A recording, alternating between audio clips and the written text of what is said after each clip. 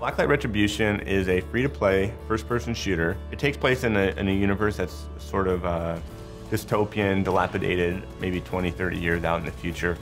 We wanted to try to make a world that would be believable, even though it did have mech suits and railguns and, you know, giant weapons to kill your friends with.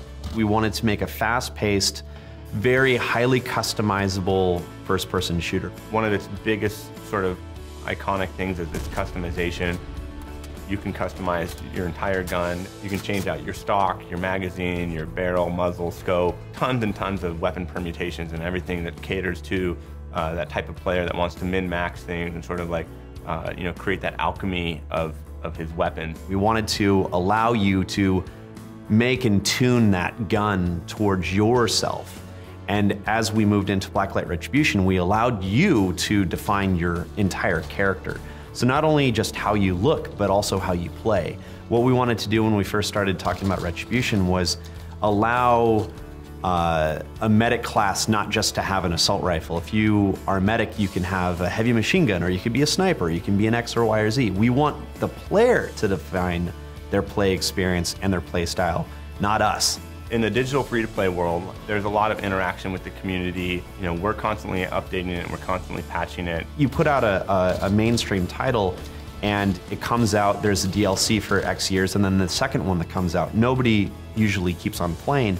With a free-to-play, it's the same game and it just evolves.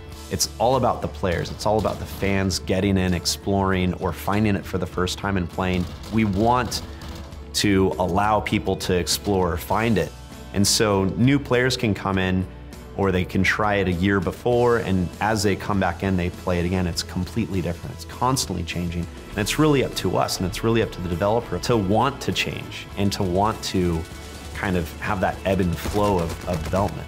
With Sony actively recruiting us and listening to our feedback, then there's an actual opportunity there to get in and help establish the protocols and the way things are going to be done for the platform that will make it even more successful in the future from our perspective. So whether that be the patching process or the way the distribution process is handled, so forging those protocols, like how do you do, you know, the free-to-play component, where does that put you in the store, et cetera, et cetera. So the systems that they're building and the software that's going to exist on the platform is going to be accommodating of ideally everybody. Last console, a game like Blacklight Retribution would have never been an indie game on this type of platform. It would have had to be something more artistic and artsy and not have guns and grenades and a dubstep, you know, mini track. You know, that's the thing. That's why it's so cool that anyone can come to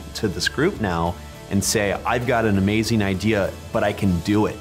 That's the thing. We want to make our games become so much better, and Sony's really allowing us as independent developers to really make that system, that game that's going to be really amazing, and it's going to allow the gamers to experience the thing that the devs wanted to make versus what they had to make.